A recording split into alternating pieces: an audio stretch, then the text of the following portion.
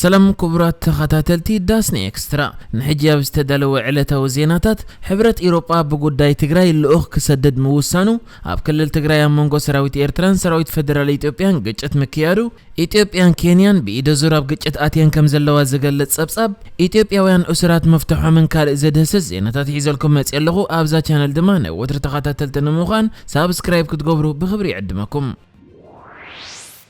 ኣብዚ እዋን ኣብ ክልል ትግራይ ዘሎ ኩናት ቀጻለ ከም ዘሎ ይግለጸሉ ኣብ ዘሎ እዋን ኣብቲ ክልል ከቢድ ናይ ጥሜት ሓደጋ የንጻላሉ ከም ዘሎ ይግለጽ እንሂ ዘሎ ብጀካ ዝኻ ኩነታት ኢትዮጵያ ናብ ዝኸፈአ ደረጃ እንዳኸደ ይመጽእ ዘሎ ኮይኑ ሕብረት ኤውሮጳ ኣብ ክልል ትግራይ ዘሎ ኩነታት ብዝምልከት ኣመና ተሻቂሉ ከም ዘሎ ድሕሪ መግለጹ በመንገዲ ናይ ወጻኢ ጉዳያት ሚኒስተር ሃገረ ፊንላንድ ናብ ኢትዮጵያ ክበጽሕ ወሲኑ ከም ዘሎ ኣፍሊጡ ኣብ ዝቐረበ እዋን ከዓ እቲ ናይ ሕብረት ኤውሮጳ ላዕለዋይ ልኡኽ ብጉዳይ ትግራይ ምስ መንግስቲ ኢትዮጵያ ክዛተ ናብ ኣዲስ ኣበባ ከኣቱ ከም ዝኾነ ተፈሊጡ ዘሎ ካልእ ሓደ ናይ ኤውሮጳ ናይ ወጻኢ ፕሮግራም ምስ ኣፍሪቃ ዝበሃል ዘይ መንግስታዊ ትካል ተንታኒ ፖለቲካን ዘርጊሕዎ ኣብ ዘሎ ኣብ ትግራይ ብሓፈሻ ድማ ኣብ ቀርና ኣፍሪቃ ዘሎ ኩነታት ዘድህስስ ጸብጻብ ሓደሽቲ ፍጻሜታት ዝበሎም ጸብጻባት እዩ ዘርጊሑ ዝርከብ ካብቲ ሓደሽቲ ፍጻሜታት ኢሉ እዚ ትካል ዘርጊሕዎ ዘሎ ጸብጻባት ድማ ኣብ ክልተ ዝተፈላለዩ ቦታታት ሰራዊት ኤርትራን ሰራዊት ፌደራል ኢትዮጵያን ከም ዝተጋጨው ዝገልጽ ጸብጻብ ዘርጊሕሎ ኣብቲ ጸብጻብ ኣብ ከባቢ መቐለ ኩሓ ኣብ ዝበሃል ከባቢ ኣብ መንጎ ሰራዊት ኤርትራን ሰራዊት ፌደራልን ናይ ተኹስ ምልውዋጥ ከም ዝነበረ ገሊጹ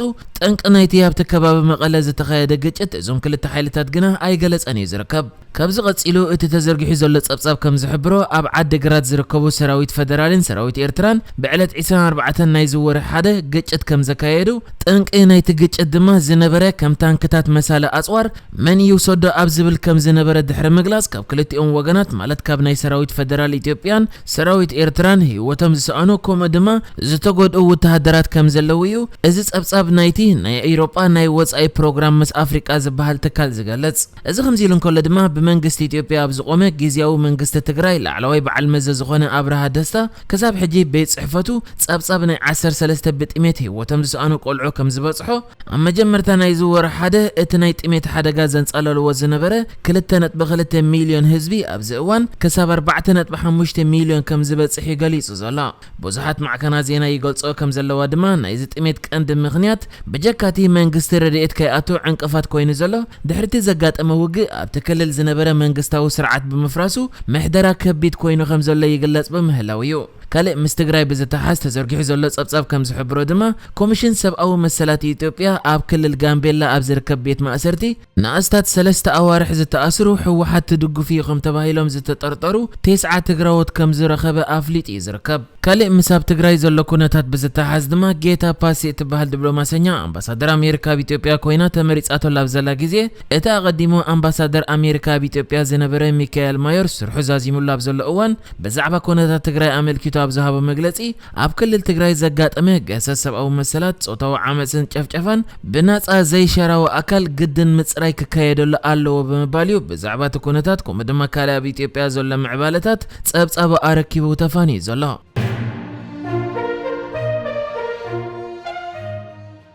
ኣብ ቀርና ኣፍሪቃ ዘሎ ኩነታት እንዳኸፍአ ይኸደሉ ኣብ ዘሎ እዋን ሕጂ እውን ኢትዮጵያ ብቐጥታ ዘይኮነ ብኢደ ዙር ምስ ኬንያ ኣብ ግጭት ኣትያ ከም ዘላ ዝገልጽ ጸብጻብ ተዘርጊሑሎ እዚ ኸኣ ትማሊ ኣብ ሓደ ጁባላንድ ዝበሃል ናይ ሶማል ዞባ ዝርከቡ ሓይልታት ኣንጻር ሰራዊት ፌደራላዊ መንግስቲ ሶማል ሓንቲ በልሓደዎ እትበሃል ዓደ ንምቁፅጻር ግጭት ድሕሪ ምግባርን ኮይኑ ሃገር ሶማል ከኣቶም ዕጡቓት ብመንግስቲ ኬንያ ከም ዝድገፉ ድሮ ብመንገዲ ሚኒስትሪ ወጻኢ ጉዳያት ሃገራ መግለጺ ኣውጽያ ትርከብ ነዛ መልክታ ኸኣ ናይ ኤውሮጳ ፕሮግራም ምስ ኣፍሪቃ ትበሃል ኣብ ቤልጅየም ትርከብ ዘይ መንግስታዊት ማዕከን ኣብዚ እዋን ፎርማጆ ዝመርሖ ዘሎ መንግስቲ ሶማል ካብ መንግስቲ ፌደራል ኢትዮጵያ ሙሉእ ደገፍ ከም ዘለዎ ከምኡ ድማ ንፈርማጆ ኢሎም ዘቃለሱ ዕጡቓት ትሕግዝ እያ ብምባል ኬንያን ኢትዮጵያን ብኢደ ዙር ኣብዚ እዋን ኣብ ግጭት ኣትየን ከም ዘለዋ ገሊጹ እዩ ዝርከብ ሚኒስትሪ ወጻኢ ጉዳያት ሶማል ኣብ መግለጺኡ ብተወሳኺ ኬንያ ነቶም ብሓይልታት ዓብድራሺድ ጀናን ዝፍለጡ ናይ ጁባላንድ ሚኒስተር ጸጥታ ዝድግፉ ዕጡቓት ብኬንያ ሙሉእ ደገፍ ከም ዝግበረሎም ብምሕባር ኬንያ ኣብቲ ግጭት ኢድ ከም ዘለዋ ገሊጹ እዩ ዘሎ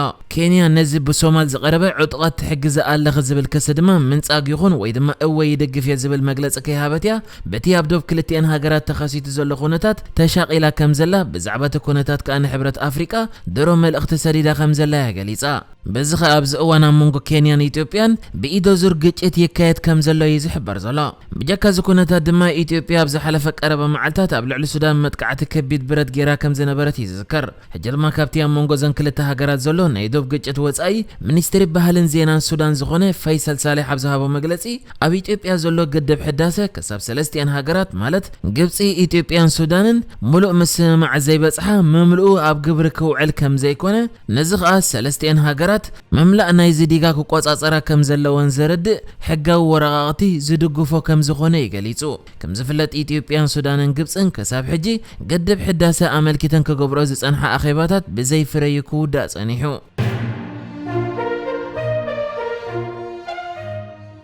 ፕሬዝደንት ኢትዮጵያ ሳህለ ወርቅ ዘውዴ ኣብ ታንዛኒያ ናይ ሓደ መዓልቲ ምብጻሕ ኣብ ዝገበረትሉ እዋን ፕሬዝደንት ታንዛኒያ ጆን ማጉፉሊ ሃገሩ ታንዛኒያ 1700 ዘይሕጋውያን ስደተኛታት ኢትዮጵያ ናብ ሃገሮም ክትመልሶም ከም ዝወሰነት ይገሊጹ ኣብ ታንዛኒያ ዝርከብ ኤምባሲ ኢትዮጵያ ኣብ ዝሓለፉ 2 ዓመታት 3100 ዜጋታት ኢትዮጵያ ካብ ማእሰርቲ ኣፍቲሑ ናብ ሃገሮም ከም ዝመለሶም ዝገልጽ ኮይኑ ታንዛኒያ ከዓ ናብ ደቡብ ኣፍሪቃ ኣብ ዝግበር ዘይሕጋዊ ጉዕዞ ከም መተሓላለፊ ኮይና ተገልግል ሃገር ከም ዝኾነት ይዝገለጽ ፕሬዝደንት ማጉፉሊ ፕሬዝደንት ሳህለ ወርቅ ኣብ ዝተቀበለሉ እዋን ብምኽንያት ኣብተን ሃገራት ዘሎ ጽቡቕ ርክብ እቶም እስራት በናጻ ናብ ሃገሮም ክኸዱ ከም ዝፈቐድና ነጊረዮም ክብል እንከሎ ካብቶም ሕጂ ዝፍትሑ ዘለዉ ስደተኛታት ከዓ ኣብ ታንዛኒያ ንኣስታት 7 ዓመታት ዝተኣስሩ ከም ዝርከብዎም ወሲኹ ይሓቢሩ እቲ ፕሬዝደንት ኣብ ዘረብኡ ቀጺሉ ንኹሎም ንምውሳድ ሓሲብኩም ክሳብ ዝመጻኹም ለመዓልቲ ዝተኣስር ዘበለ ኩሉ ክፍታሕ ክፈቅድ እየ እዚ ከዓ መርኣያ ናይቲ ኣብ መንጎ ዘን ክልተ ሃገራት ዘሎ ጽቡቕ ርክብ እዩ ክብል እዩ እዚ ናይ ታንዛኒያ ፕሬዝደንት ዝገለጸ ፕሬዝደንት ኢትዮጵያ ሳህለ ወርቅ ዘውዴ ብወገና ብዘይ ሕጋዊ መንገዲ ናብ ታንዛኒያ ኣትዮም ኣብ ዝተፈላለዩ ኣብያተ ማእሰርቲ ዝተኣስሩ ብዙሓት ኢትዮጵያውያን ከም ዘለዉ ብምግላጽ መንግስቲ ታንዛኒያ ናብ ሃገሮም ክኸዱ ብምፍቃዱ መንግስቲ ኢትዮጵያ ነቶም ዜጋታት ንምምላስ ዝከኣሎ ከም ዝገብር ያገሊጻ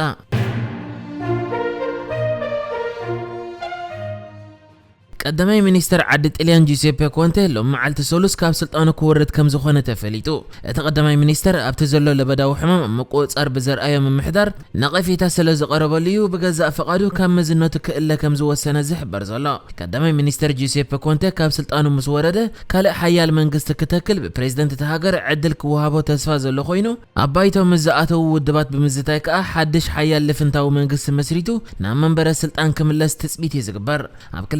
2018 ናብ ስልጣን ዝመጸ ጁሴፔ ኮንቴ ኣብ ዝሓለፈ ሰሙን ኣብ ታሕተዋይ ባይቶ ተሃገር ኣብ ስልጣን ክቐጽል ዘኽእሎ ናይ መተኣማመኒ ድምጺ ረኺቡ ነይሩ እዩ ንሕጂ ዝተዳለወ ዜናታት እዚ ነይሩ ብካልእ ክሳብ ንራኸብ ሰላም ንዓኹም